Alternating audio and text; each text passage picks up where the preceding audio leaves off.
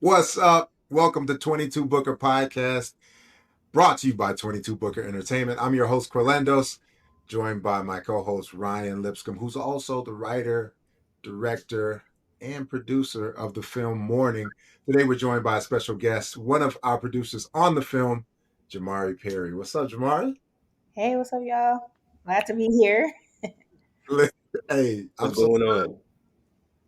people don't understand the technical skills that it takes to get in front of the camera. You made it. Yes. Yeah, You made it. We're here. we try. We have multiple tries, and Yeah.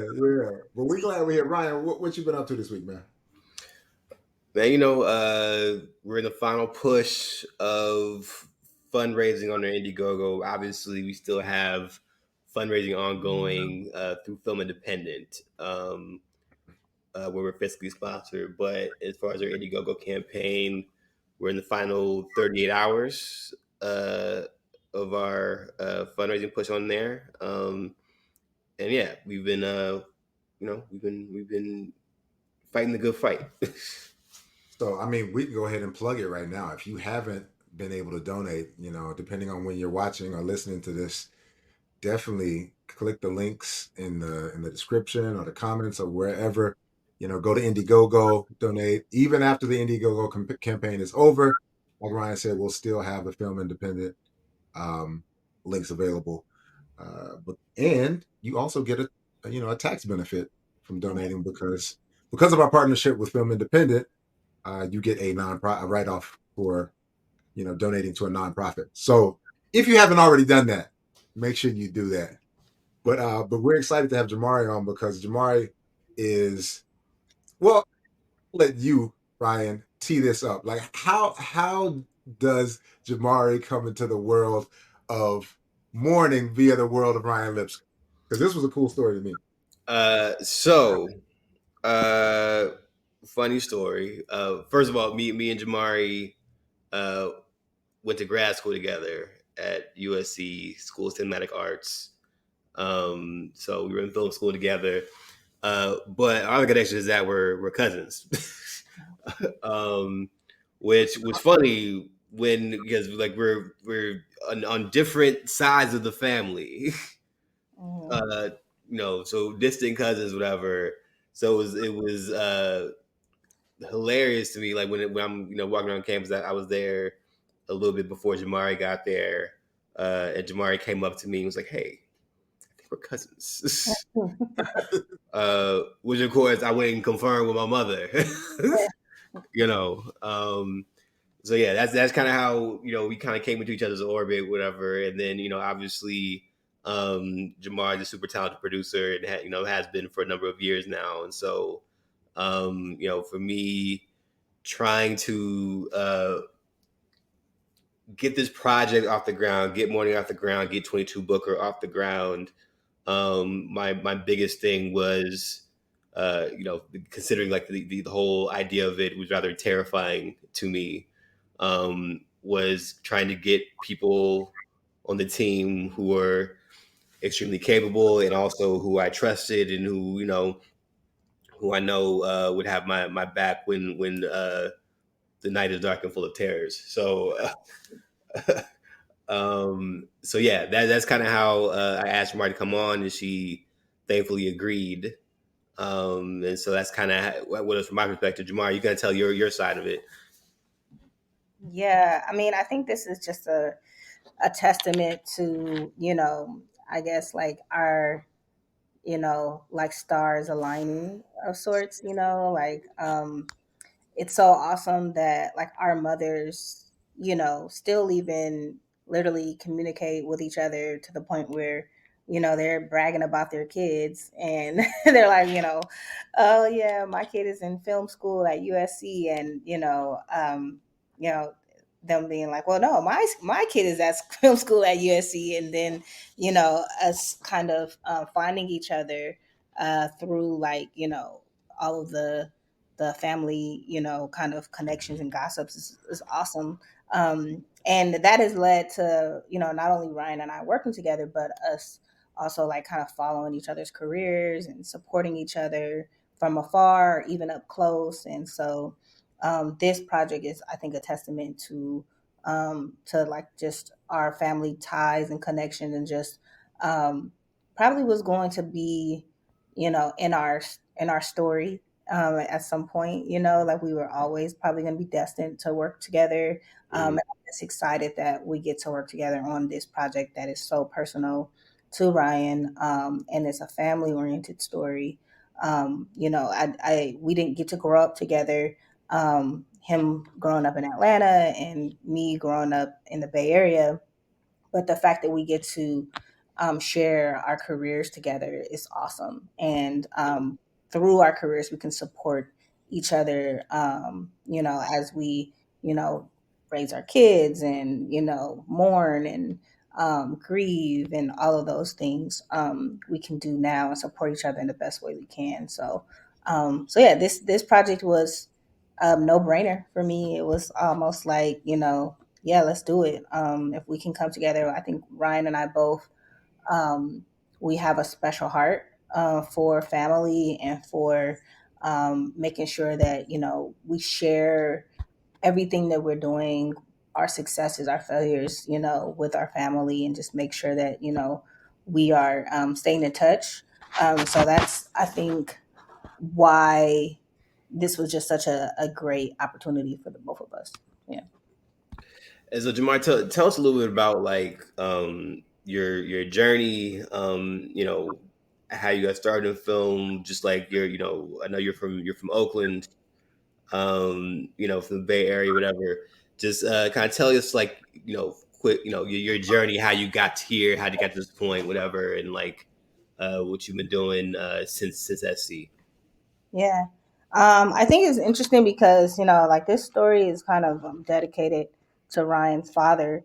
And I would say my father was actually a big reason why I got into film. My dad wanted to act, and he, was set to move to New York and, pursue an acting career, but he ended up not, following that path and staying in the Bay Area, and taking on various different jobs. And one thing I remember growing up is us, kind of bonding and having quality time while watching films and watching shows. And my dad, he really was a big part of me learning about like what story is, and like who's the protagonist, who's the antagonist, like who are we rooting for in the story, like we would just do that all the time. We would just sit and I didn't know that that was actually kind of preparing me and giving me like an opportunity to pursue film in a different capacity, not so much in front of the screen, but more so behind the camera.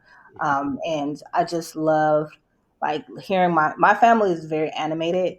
They tell stories, and they're like changing their voice, and like you're kind of going along the ride with them. And so I grew up in that kind of environment, and so it was really easy for me to connect to story and to you know want to share that with the people who I loved, and also like the world. And so that kind of got me set on this journey. And I come from a very creative family. I have a twin brother who is an artist himself, and he draws and is a graphic artist and things like that. And so my parents really nurtured that side of our lives. And so we started off going to art school. And me, I was just kind of like slow to be in the creative space, but I really had also a brain for type A kind of personality, and I liked order and logistics and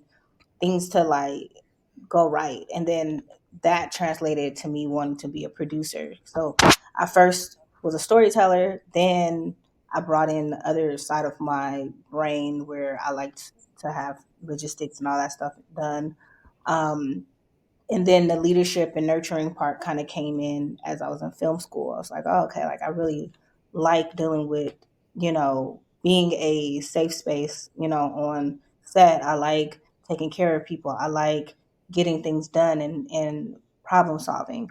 So I think like just my family history, but also just kind of what has always been embedded in me, kind of came out through following my journey into film. So that's kind of like a little bit about like what pushed me into the film world. Hmm. And how'd you end up at SC? So I I was going to UC Berkeley for undergrad. So it's a really great school. Some may say it's the number one public school in the world. But it wasn't teaching me like the how, it was only teaching me the why when it came to filmmaking. So I knew that I needed to probably go to film school and really um, dive into how to make movies, because I was just kind of copying what I saw other people do. I did some internships and stuff like that, but I really wanted to get my hands on a camera. I really wanted to actually like write stuff, and so I applied to 4 schools, and I got into one, and that was USC, and kind of never looked back from there. Yeah, I had a similar story, just in terms of like you know going to Howard in DC and majoring in marketing and kind of being in the corporate space, and then like I'm gonna go be a filmmaker, and like going in like I'm applying to the best schools, and like dream school being NYU, not getting in, but they telling me like if you made the last group before you brought people in for interviews, you almost made it, but then like SC kind of saying, "Oh, we'll take you," so yeah, nah, it's you know, thank God for SC in that way, kind of giving filmmakers like us an opportunity. And so since SC, what has the landscape been for you? What you've been up to? What have you been focused on as far as project wise and all that? Yeah, so since graduating USC, I have kind of gone like the road less traveled, I would say. I didn't want to, dive into, working corporate jobs and, being an assistant or like anything like that. Not to say that they're not great opportunities. I just kind of wanted to, you know, go the independent route. And so Hmm. that led me into like a bunch of different jobs, some in tech. So I worked for YouTube and Apple for a little bit. Still never really um, dis uh, like dislocating myself from the film world. Like I was still like working on people's projects, and Ryan and I have a big network from USC. So whenever my friends would be working on a project, I'd jump on and produce. So while I was, working in more of a corporate kind of setting, I was still working on projects. Mm.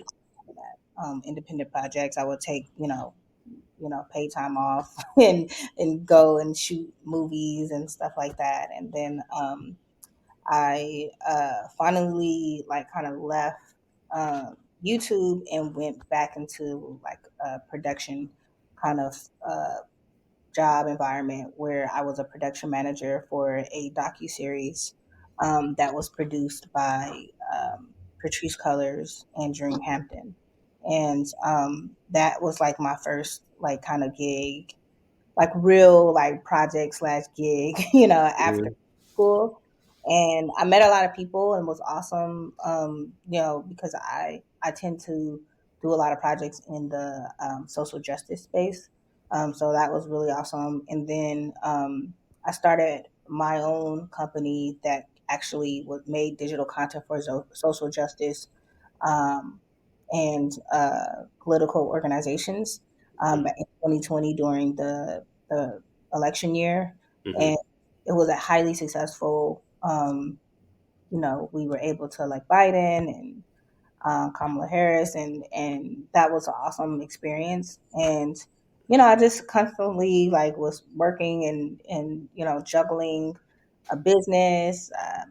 Had a kid during that time as well. Hmm. So I think here lately, like in like now that we are kind of seeing a little bit outside of the shock of the pandemic. Um, I have been working more and more with emerging filmmakers. I'm currently an executive producer of a program called Find Your People that was started by Issa Rae, Denise Davis, and Talitha Watkins um, for with their organization Color Creative. So I work with a number of young people who are trying to jumpstart their careers, and I'm super excited about that. But I also teach at USC as well, so I'm working with graduates and undergrads. Teaching them and being somewhat of a mentor, helping them, kind of find their journey as well. Yeah. So that's kind of what I've been focusing on in the last 2 years. Mm-hmm. Really emerging filmmakers, because I do believe that it's all about leaving a legacy. And how can you leave a legacy if you're only working with the people who are in your current career status? Like, Mm-hmm. got to kind of work with some of the young people coming up in order to create that legacy and that build the industry how you want to see it. So Yeah, I mean, what's really interesting about what you were just talking about is just like a lot of people think that like, well, oh, you went to USC film school, like you're sentenced, you're good. You know what I'm saying? And like the truth of it is like, very few people are able to kind of like, shoot out the cannon right out the gate, come out of SC, even though it's the best film school in the world. There are a few like kind of like Ryan Coogler's and Stephen Capel and stuff like that who are just kind of like able to just kind of like get their first film off the ground and just go. You know what I'm saying? And there's a lot of luck involved with that. Like most of the people come out of SC, like we kind of have to like piece together a career, of and kind of slowly kind of build it, over a number of years before they're actually kind of like in a position where they're actually kind of making power moves. It's weird. You kind of like look up years later. Oh, like I'm in the industry. You know what I'm saying? Like even yeah, even I've had that experience, whatever, where it's like, you know, uh, I've had opportunities to like kind of make films myself. I had the same opportunities like kind of make films right out of grad school that just happened, one way or another, just happened to like go a few degrees this to the left or whatever, a few degrees to the right, so it didn't quite align, whatever. But still kind of like clawing my way in the industry and stuff like that. And like I've had former grad school colleagues, whatever, saying, "Oh, right, like you're actually doing pretty good, whatever." I'm like, "Huh, what?" Like, yeah, you you know, forget, yeah, yeah, you're working in writer's room. You worked on Watchmen. You worked on, what I'm saying, like, yeah, and that's true, whatever. And it's like, but yeah, we always kind of like a little bit more. But like I tell, when I've talked to students, kind of the main thing I've imparted, and I say this mainly because like I wish somebody had told me when I was coming out of grad school, whatever, or even when I was in grad school, is that is really you're worried about trying to get the agent and trying to get the manager and trying to get that whole thing, whatever. You're worried about like, oh, whether or not this person in the industry notices me, or like whether or not this executive notices me, whatever, or like I get this opportunity, blah blah. And the truth is, like, the real thing to kind of make it in this industry is like, don't try to chase the industry. yeah, Like the best advice I've had and what I've garnered, whatever, is just like, you're in grad school with a bunch of like-minded people. You know what I mean? You're in film school with a bunch of like-minded people who all want to kind of like build something, whatever. Find your people in film school. Look to the left of you, look to the right of you. It's that old thing, like look to the left of you, look to the right of you. Like one of you not gonna not gonna be whatever. But no, what it should be, look to the left and look to the right of you. This is your, yeah, you know what I'm saying? These are your people. Come together, support each other, and build your legacy together. You know what I mean? Because what will happen is inevitably is you'll kind of like look up and like you'll realize that all your friends are like slowly but surely been climbing the ladder, same as you, and slowly but surely you guys are running the industry. You yeah, know, and that's kind of how has been my experience. That I'm sure it's been your experience, whatever. like we know some, say people, but it's like, but yeah, it's it's one of those things where just you guys stay the path, stay the course, and kind of just like, hey, you want to make something, go make it, go try to figure it out, go get your people who's like support you and whom you support, and try to do it. At least that's been my experience, and kind of like why one of the main reasons like I was trying to do morning was mainly about like kind of going back to basics, because Yeah.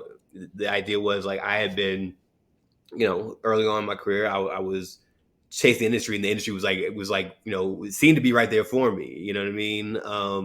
But things happen, financing falls out, all those things kind of happen, whatever.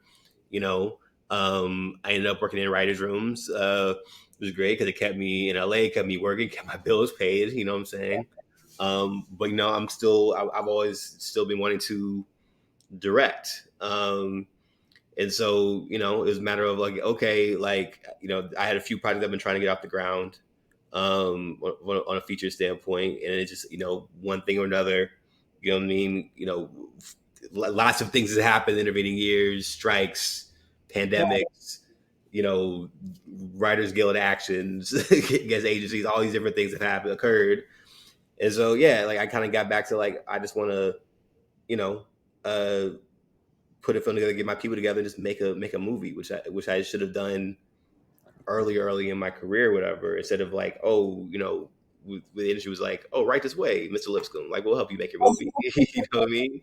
And I got the agents, I got managers, kind of off the gate, whatever. But it wasn't, necessarily the right path for me. And so, what's great about what you were talking about, Jamari, is just like the idea of like, look, it's a marathon, not a sprint, and you kind of find your way. I went, um, I had to stay where I went back to corporate America for a second. You know what I'm saying? Like we all kind of have those broadsides, whatever, and like you hear some like really great filmmakers, who had like that same like roundabout journey Yeah.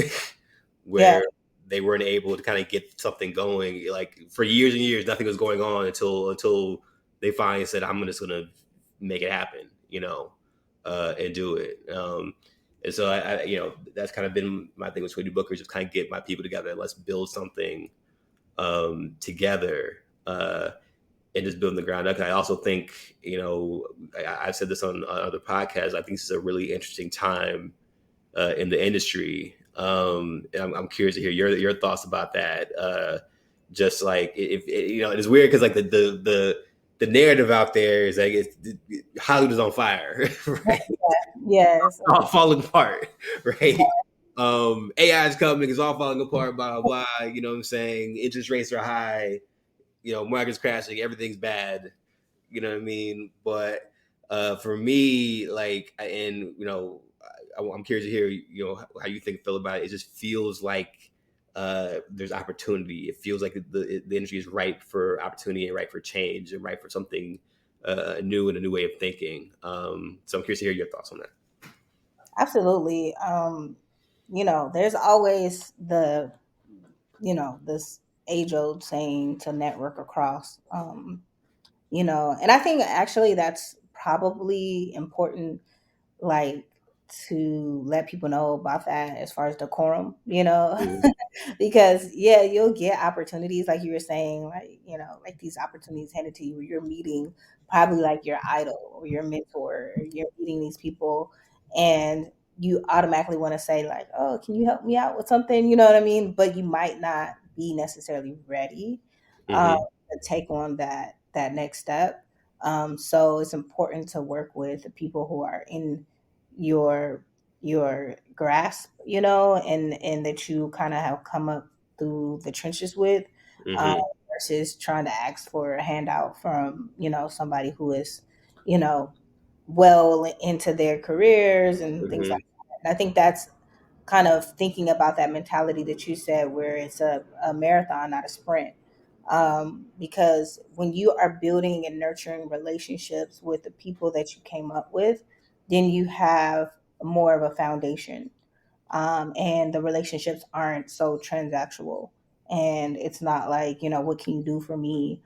Because we've obviously, like you said, Ryan, we know a lot of the same people, and we've seen people, come through the industry in different ways. Yeah. And I really do think that like the best type of working relationships are people that you can trust, and the people that you have seen um, through all of the things, like Hmm. all the highs and lows, because there will be highs and lows. There's like, life is like that. So why wouldn't your career be like that? It's Hmm. going to be a bunch of roller coasters throughout your time. Yeah. So I highly, highly, highly recommend that you network across and you build relationships and focus on that more so than where you're at in your career. You Hmm. and then as far as the industry itself, yeah, I think the industry is an interesting place, but it's not like it hasn't been like this before. It's not like there haven't been strikes before, there hasn't been struggle before. Um, I for one, and this is probably, I always have to be reminded of this, by the way. Like my boyfriend literally just reminded me the other day, where like when the industry is in like a bad place, like even during COVID, like Hmm.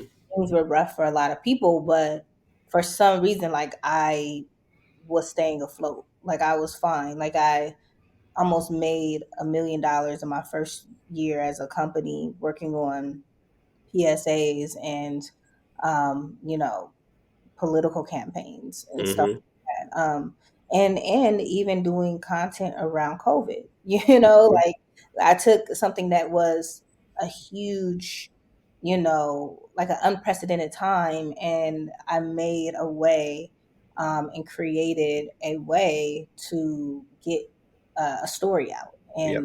and create information for communities that needed that information, that could debunk some of the conspiracy theories and things like that. So just knowing that if you're able to within the struggle survive, Hmm.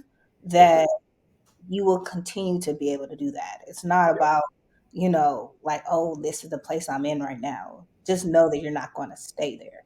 So Yeah.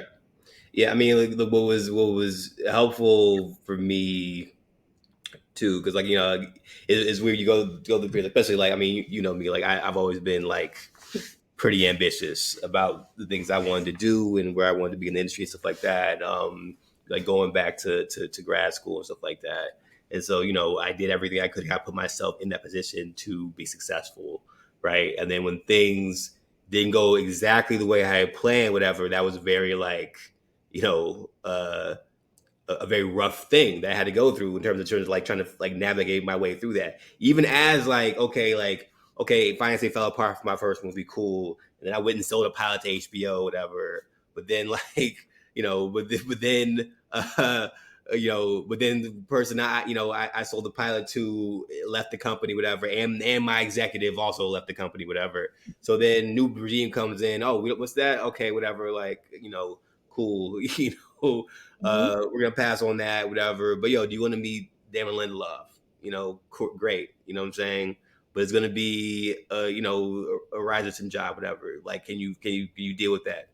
Sure. You know what I'm saying?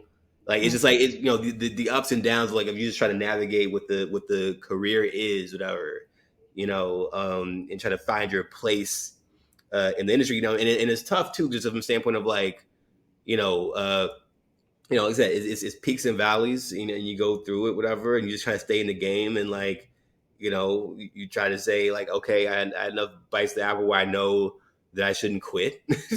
You know what Mhm. I'm saying? Where like, I write something, somebody responds to it, so okay, it's like I'm not trash, so it's like okay, like Yeah, some encouragement, right? Yeah. yeah, so yeah, you just kind of put one through it, and I've told other people even when they're going through rough periods, whatever. It's like if you put the main thing is like put one foot in front of the other. Hmm. If you're just like every day you're putting one foot in the other and you're doing what you need to do, what you're supposed to do, in the day, no matter what you're going through, you'll come out the other end. And that's really important. That's really important for me. You know what I'm saying? In terms of just like I've told recent grads kind of going through like their rough period, because it's always rough for recent grads, kind of, because you're like, I have this degree, what is it for? You know what I'm saying? Like, no, I am unhireable. You know Yeah. what I mean? And it's hard to get these jobs in the industry, whatever.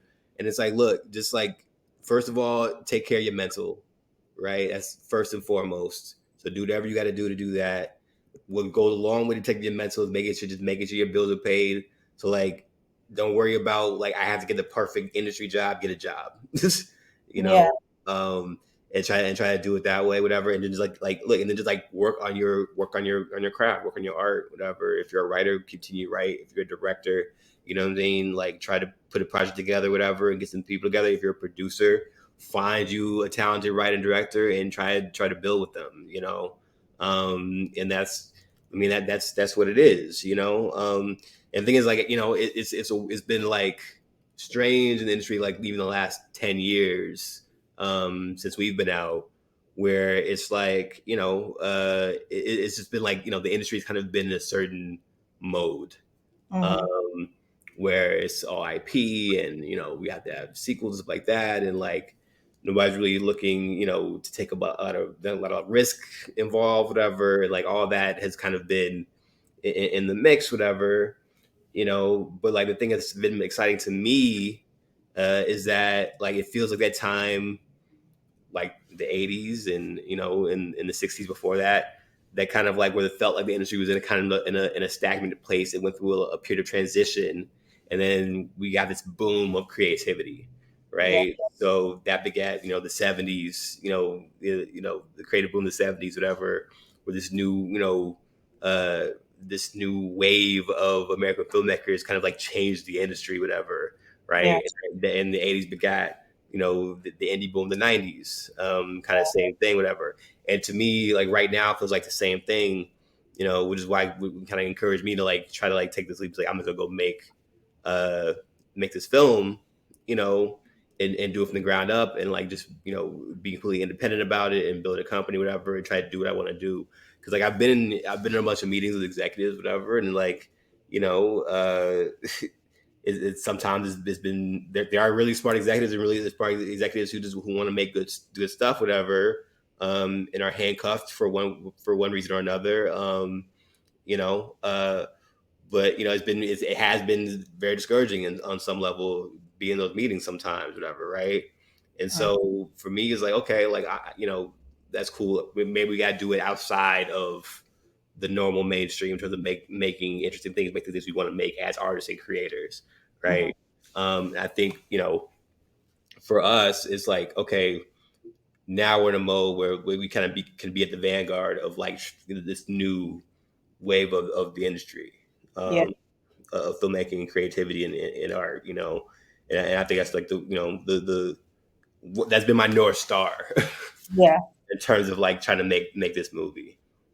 Yeah. No, that's a really great way to kind of look at the industry in a very macro from a very macro lens, where you can literally say to yourself, like, you know, let's look back at history and let's look back at what certain circumstances produced, right? Like, when you think about black exploitation films, and when you think about like the 90s boom of a bunch of really dope, still highly resonant in our culture, like those films, like your Boys in the Hood, or your um Friday, or or you look at, and these folks did it very Yeah. independently, Mhm.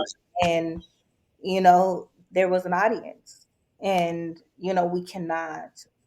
or I said, we can never, um you know like cast out our audience. And once we have the mind to make something for ourselves, then we know that someone else will want to watch it too. There's so many things that we can be stories that we can be telling, and perspectives we can be putting on the big screen. Mhm. Studio execs just aren't really aren't on the lookout for it, because they're not connected to our communities like we are. their default is to say no, and it costs them nothing to say no, right? It costs them a lot to say yes to something, right? Mm-hmm. And so this is the issue with gatekeepers in Mm-hmm. general, especially in artists, whatever. Like it's one of the things like I had to get used to. This was the idea of like you stop asking for permission from people who are not inclined to help. You know what I'm saying?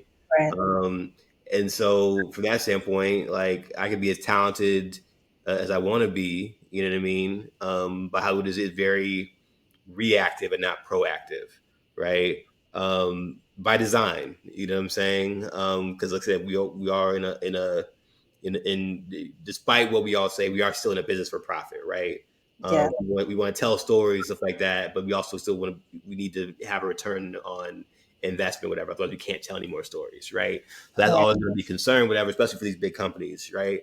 So, like, that being said, like, it's hard to take big risks with new talent. It's hard to take big risks with unproven talent. It's hard to take big risks, even with like proven talent who like likes to operate outside the mainstream, right? you know, Right.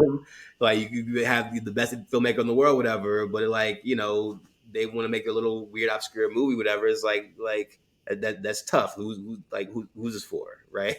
You know, and truth be told, it might be for the culture, right? You never know, and it's hard, for an executive to kind of like. Uh, it's hard for most executives. Some really good executives can see that, but like it's hard for most executives to kind of like see the forest of trees because they're just trying to keep their jobs like everybody else, Yeah.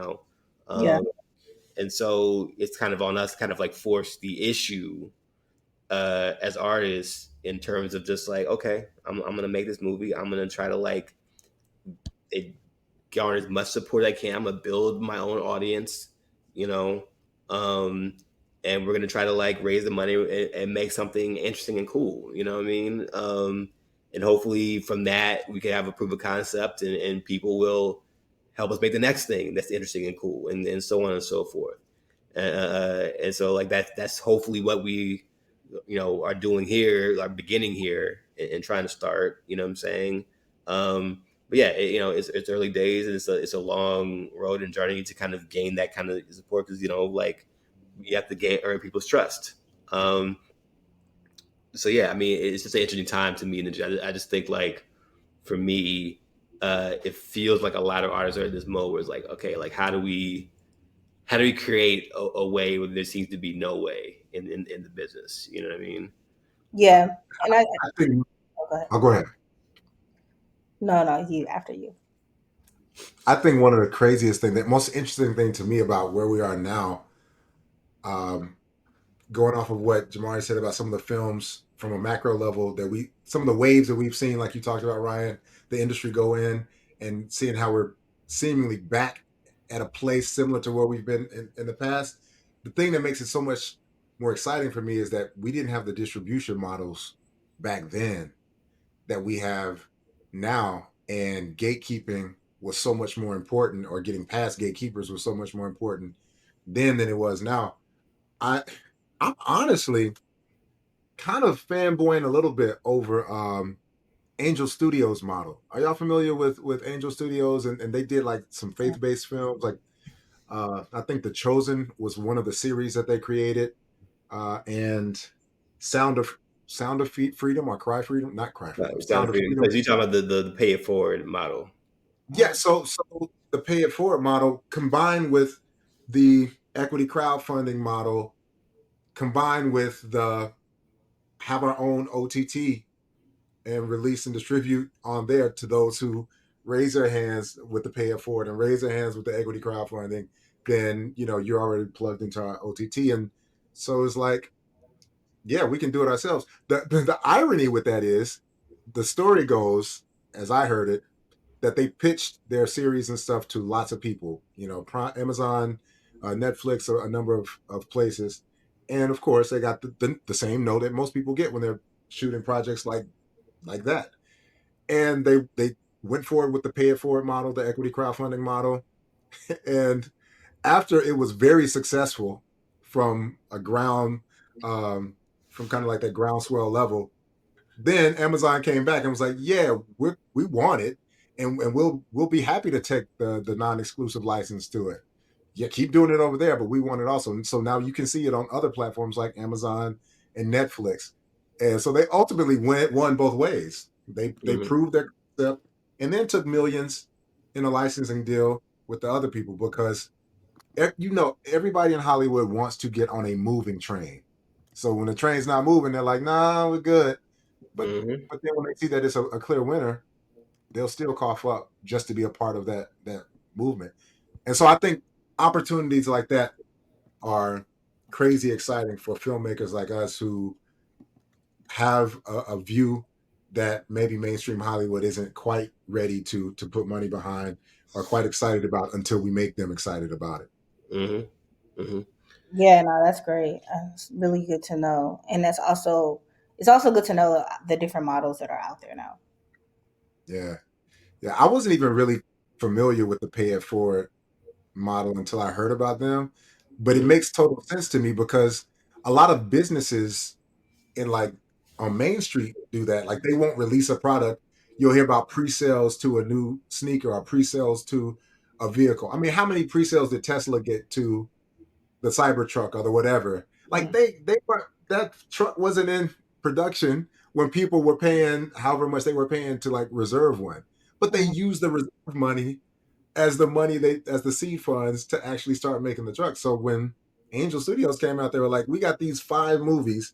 Which ones do y'all want to see?" And they're like, "Oh, we want to see that one. And here's our money." Then it's like, "Oh, okay, well, that makes sense. You built your audience before you ever like went into." Production. So I mean, it's brilliant when you think about it. I don't. I mean, I guess it wouldn't work for big studios, but like for guys on the ground, it's brilliant. Yeah, I mean, it's an exciting time, and because I get like a lot of like indie producers that I've talked to, like the kind of like the ongoing question is they're all thinking about creatively about distribution models, right?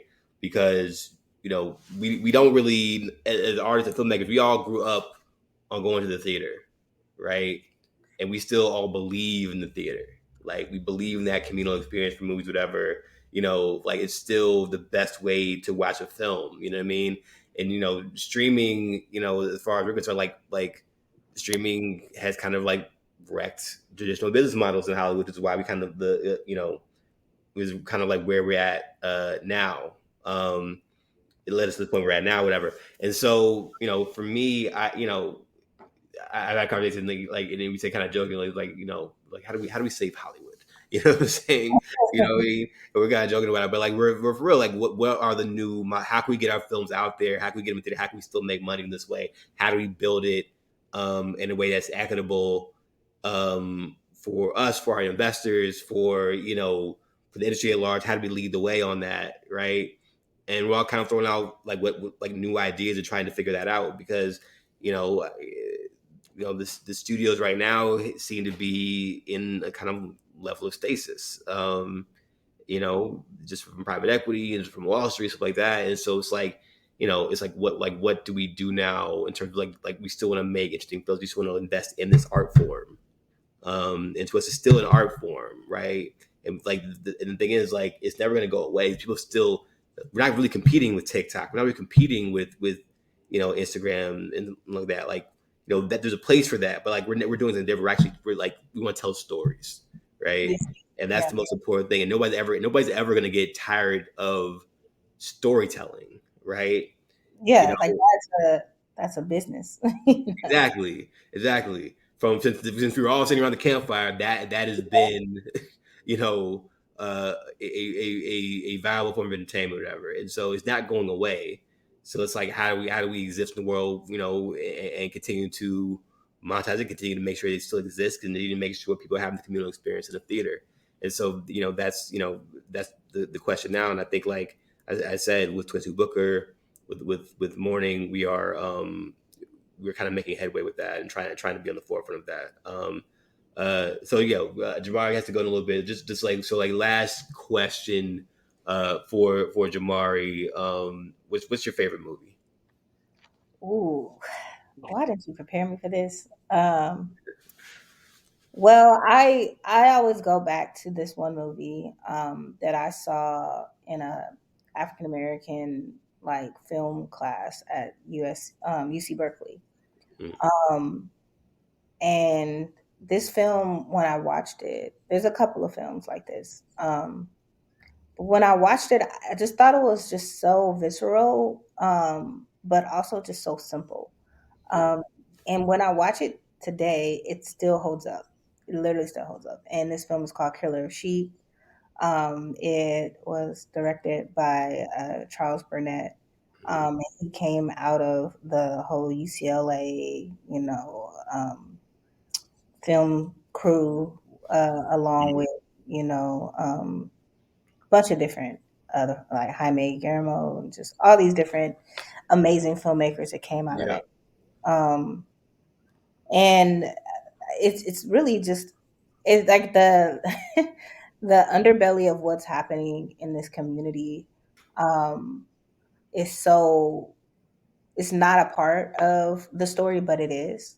So the film, it takes place in Watts, right after the riots, and um we follow this family that's, stricken by poverty, and you know the the father is a, I, I don't know, that he's it, like he goes to like a, sheep, facility, and like he like shaves, the hair, and like he's kind of a butcher. It's Hmm. a difficult job, Yeah. but you see his, his work life a little bit, but you also really are invested in his home life, and he has a wife and kids, and um you just see their everyday life, and it taught me so much about filmmaking, from a verite, perspective. And Hmm. I really use verite in every film that I do, because I really believe that you don't have to tell actors how to, um, be themselves, and how to be a character that is so real to them. Um, Hmm. so, like, there's not a lot of dialogue in this film. There's moments where it's just silence, and just see like them just playing out their daily lives. And it took a long time for Charles Burnett to get the film out. I think he shot in like the '70s or something like that, and Yeah. it didn't actually release until like the '90s, Hmm. because he has like one of my favorite Earth, Wind, and Fire songs on in there. He was not taking it out. He has Reasons in there. Hmm. Um, he really wanted to get the music cleared to like be able to release it, and so he waited until he could release it with the music he wanted. But I just love that film. I love Charles Burnett, and he's a very like unsung hero, to the Black filmmaking experience. And yeah, like if you've ever heard of the movie or seen it, like let me know what you think. But I still watch it from time to time, and I actually watched it at the Academy, Museum recently, and Charles Burnett was there, and like it really does still hold up. Like I just watch it and I see things that I didn't see before, and actually, like the older I get, the more I'm connected to it, because I'm just like, oh, I've experienced this, or oh, like I think now I have lived more life to be able to, um, relate to a lot more of the story. So, yeah. That's a perfect way to wrap this up. Charles Burnett's Killer of Sheep, classic, classic, classic. Film. And also just like it's right in line with what we're talking about. It's just like we're Yeah. gonna get this done. Yeah. You By know what any, I'm saying? yeah. By hook or Yeah. by crook, whatever. As a perfect way to wrap it up. Uh, Thank you so much, Jamari, for being on with us at the 22 Booker podcast. We really appreciate it. We are going to get morning done. The movie's getting made. To all who are listening, please donate, uh, whether that is through Indiegogo or through uh, our Film Independent, where you can make a tax deductible donation. Um, and you should just be a part of this movement because we're on the ground floor. You should just be a part of it because we're going places. Thanks so much, Jamari. Stay on for a minute after we close this out, please, so the thing can upload. Just a reminder that thanks so much, Jamari. It's been great. Really appreciate you coming on with us today. Again, If people follow your journey, Jamari, is there a place where they can go? Is there handles or website or anything like that? Yeah, Or so content to check out? thank you for that. I actually like don't have a Finsta or but I usually have people like just go to J Perry Films on Instagram, and then my company Hush Harbor Media also has an Instagram and a website. So you can more like life events and career updates are on J Perry Films, but if you just want to like kind of find out more about kind of the work that I do in the nonprofit area and political organizing, you can go to Hush Harper Media and follow that. Perfect. Perfect. Well, thanks again, Jamari. And make sure you guys tune in for the next episode of 22 Booker Podcast.